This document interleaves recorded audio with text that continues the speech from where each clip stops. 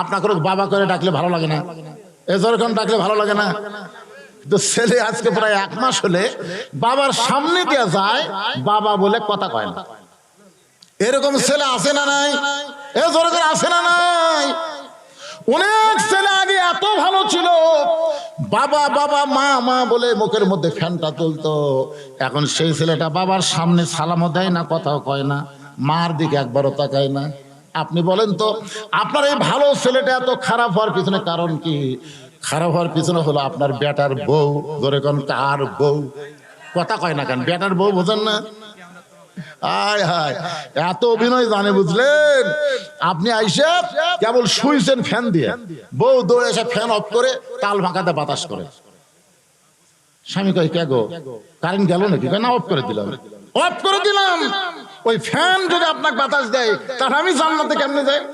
আল্লাহ রাসূল বলেছেন স্বামীর খেদমত করলে বউকে আল্লাহ জান্নাত দেয়। তাহলে আপনার খেদমত কেমনে করবো? এজন্য ফ্যান বন্ধ করে বাতাস শুরু করলো। আয় আয় রে, স্বামী কয় আল্লাহ, এটা বউ করে ফ্যান বন্ধ করে তাল বাগান বাতাস করে। এর কিছুক্ষণ পরে এরকম কপালে চুল টানতেছে, ভুরু টানতেছে, মজাই লাগতেছে। স্বামী কাল চোখ বন্ধ করে ওই গাল টানে, কপাল টানে, পায়ের বুড়া আঙ্গুল ফুটায় দেয়। এক তো খেদমত। তুমি আমার স্বামী, তোমার পায়ের তলে আমার জান্নাত। নাউযুবিল্লাহ। স্বামীর পায়ের তলে জান্নাত না, শুধু একজনের পায়ের তলে জান্নাত, সেটা হলো মা। ধরে কোন সেটাকে মায়ের পায়ের তলে জান্নাত। কিন্তু আল্লাহ রাসূল বলেছেন আল্লাহর পরে কাউকে যদি সেজদা দেওয়ার হুকুম থাকতো তাহলে প্রত্যেকটা নারীকে বলা হতো তোমার স্বামীর পায়ে সেজদা করো। কিন্তু আল্লাহ ছাড়া কাউকে সেজদা করার হুকুম নাই। এই কথা দ্বারা রাসূল বুঝাইলেন মেয়ে মানুষের কাছে আল্লাহর পরই সবচাইতে দামি হলো তার স্বামী। ধরে কোন কথা ঠিক কিনা? কিছুক্ষণ পরে বউ কাঁদতেছে, পাকা হাঁকায় আর কান্দে, করে কান্দে। স্বামী কয় কে গো, কি হলো? পাকা হাঁকাচ্ছে, কপাল টিপতেছে, কান্দো কেন? বলবো না, বলবো না, এমনি। বাবার জন্য দোয়া চাই। 1000 টাকা দান করেছে আব্দুল খালেক, 5টা কোরআন শরীফ বাবদ। আল্লাহ দানকে কবুল করে বাবার কবরকে জান্নাতের টুকরা বানায় দেন। জোরে কান আমিন। আচ্ছা ঠিক আছে, মেজে তুলতে দেরি করে।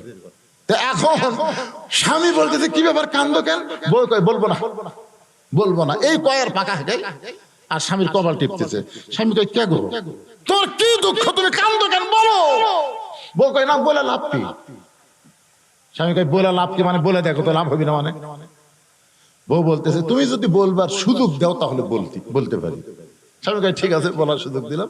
বলতেছে কি আর হবে কও, তুমি যখন চাকরি করবার গেছো, তুমি যখন ব্যবসা করবার যাও, তুমি যখন খেতে খামারে কাজ কাম করবার যাও, তখন তোমার এই বুড়া বাপ আর বুড়ি মা আমার কলজা জ্বলে ফেলে গেছে।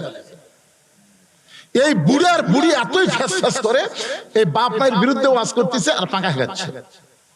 এখন তুমি যদি বাপ মায়ের সাথে থাকবার চাও তাহলে আল্লাহর রাস্তে আমাকে বাপের বাড়ি পেরে দাও, আল্লাহর রাস্তে।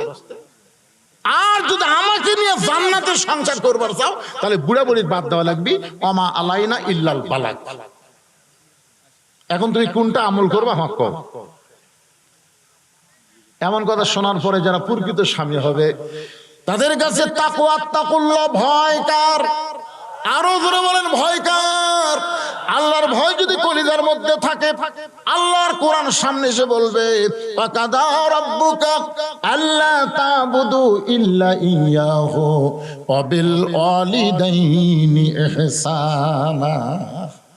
আল্লাহর ইবাদতের পরে তোমাদের 2 নম্বর দায়িত্ব হলো বাপ মার প্রতি ইহসান করা, দয়া করে ভক্তি করা। কোন সন্তান যদি বউ ছেড়ে দেয় আবার বিয়ে করবার পারবে, বউ যদি মরে যায় আবার বিয়ে করবার পারবে। কিন্তু বাপ মা যদি মারা যায় কিয়ামত পর্যন্ত কাঁদলে কিন্তু আর বাপ মাকে পাওয়া যাবে না।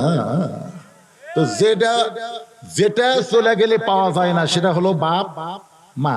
আর বউ যদি ছেড়ে দেয়, মরে দেয়, পাওয়া যাবে না। কথা কান পাওয়া যাবে না। তা আপনারা কোনটার পক্ষে থাকবেন? যেটা পাওয়া যায় সেটা না, যেটা পাওয়া যায় না। আপনাকে মনে হয় বাপ মা মরেনি পারে। স্বামী এখন আল্লাহর কোরআনকে সামনে পেয়ে লাভ দিয়ে উঠছে, বউ কয় তুমি কি হলো, গরম হলো কেন? গরম হওয়ার কারণ হলো তুই কি ব্যাগ তোর টোপলা সব গোছাচ্ছ নাকি? তুই বউকে কথা কেন বলতেছেন? বলে ব্যাগটা সব গুছালে তো 3 তালাকের গাড়ি করে বাপের বাড়ি ফেরা দেবো।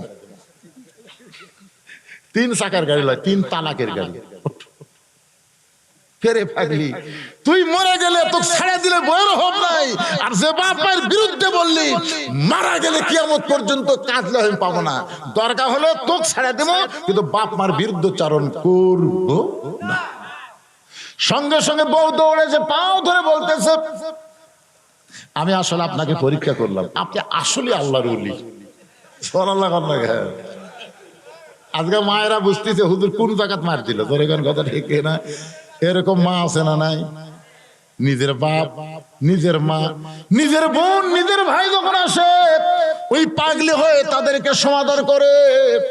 আর শ্বশুর জামাই, স্বামীর বাপ, স্বামীর মা, স্বামীর বোন যদি আসে তখন খালি খ্যাপ ত্যাপ করে, জোরে কোন কথা ঠিক কথা কন না কেন? আমি পারি না, আমি পারি না, আমার মা দাঁত ব্যথা, মানে ওরে বাবা রে। কি মনে করতেছেন আমার নিজের চোখে দেখা জিনিস বাজান? শ্বশুর সোমবারে আসবে, আমার বউ কয় আমার বাপ দেশি মুরগি ভালোবাসে, ইলিশ মাছ ভালোবাসে, পত্তা মাছ ভালোবাসে, ট্যাংরা মাছ ভালো। ঠিক আছে রে, আর খাওয়া লাগবে না, সব যখন এনে দিলাম। সকাল থেকে পাক শুরু হয়ে গেছে। দুপুরবেলা শ্বশুর এসে খাবার পারতেছে না, 15 আইটেম। আমি দূর থেকে দেখতেছি, আমার বউ খালি বলতে আর এক টুকরা খান আব্বা, আর এক টুকরা খান। শ্বশুর কয় এই জন্যই চাষ করতে এত খাওয়া যায়। আমি দূর থেকে দেখে আর মনে মনে হাসি, আল্লাহ মেয়ে তার বাবাকে কত ভালোবাসে। কারণ আমাকে আল্লাহ 3টা মেয়ে দিছে, মেয়েরা কিন্তু মায়ের চাইতে বাবাকে বেশি ভালোবাসে, ধরে কোন ঠিক না? আর আপনি সেই মেয়েকে ফাঁকি দিয়ে বেটাকে সব সম্পত্তি দিলেন। কিন্তু কয়েকদিন পর আমার বাবার সামনে এক থালি বিস্কুট দিছে। আমি দূর থেকে দেখতেছি বাবা বিস্কুট খায় আর খালি মুখের মধ্যে লোক দেয়, বিস্কুট খায় মুখের মধ্যে লোক দেয়। কাছে এসে সালাম দেয়, আসসালাম আব্বা কেমন? তুই কি ভালো বিস্কুট জীবনে পাস না? এখানে যতবার আসি তোর বাড়ি তোর বউ এক থালি বিস্কুট দেয়, আমার দাঁতের সাথে খালি লাগে যায়। তখন আমি একটা বিস্কুট দিয়ে মুখ দিয়ে দেখি ভাই বিস্কুট ড্যাম হয়ে গেছে আজ থেকে 1 মাস আগে। যে বিস্কুট পিঁপড়া খায় না, আজকাল পোকা ধরে না, সেই বিস্কুট আমার বাপক দিয়েছে। তাহলে ওর বাপের সামনে 15 আইটেমের তরকারি, আর আমার বাপের সামনে ড্যাম বিস্কুট। তার মানে এমন সময় আল্লাহর কোরআন আমাকে বলতেছে, আল্লাযী খালাকাল মাউতা ওয়াল হায়াতা লিয়াবলুয়াকুম আইয়ুকুম আহসানু আমালা। মাওলানা আজকে তোর তাকওয়ার পরীক্ষা হবে। আজকে আত্তাকুল্লাহ আমি আল্লাহ দেখতে চাই তুই কি সত্যি আল্লাহরে ভয় করিস। যে বাবা তোরে না খাইয়া লেখাপড়া করাইলো, যে বাবা মাটির বিছানা থেকে তোরে খাট বানায় দিল, বাবার মতন আপন বন্ধু নাই রে দুনিয়ায়, বাবার মতন আপন বন্ধু নাই রে দুনিয়ায়। নিজে না খাইয়া বাবা, নিজে না খাইয়া বাবা সন্তানকে খাওয়ায়, বাবার মতন আপন বন্ধু নাই রে দুনিয়ায়। এই যে পরীক্ষা করা হবে, লিয়াবলুয়াকুম আইয়ুকুম আহসানু আমালা, তোমার সুন্দর আমলের পরীক্ষা হবে মুত্তাকি। আস্তে আস্তে ঘরে গেলাম। ঘরে যাওয়ার পরে চিন্তা করি বউ তো বাইরে আছে, ঘরে বউকে আনার বুদ্ধি কি? বাপ বসে বিস্কুট খাচ্ছে। তখন আমাকে উদু ইলা সাবিলি রাব্বিকা বিল হিকমাহ, আল্লাহ বলতে হিকমত ধর, হিকমত।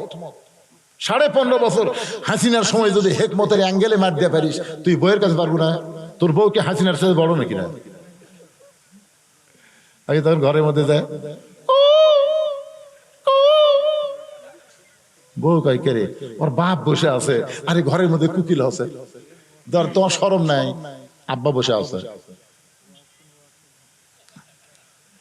ঘর ডাকলাম, কি গো? আস্তে করে দরজা বন্ধ করে দিয়ে আব্বা বসলো। আমি থাকতেই দরজা বন্ধ করে দিলি। আমি বললাম বাবা সুন্দর আমল করা লাগবে, বাবা সুন্দর আমল।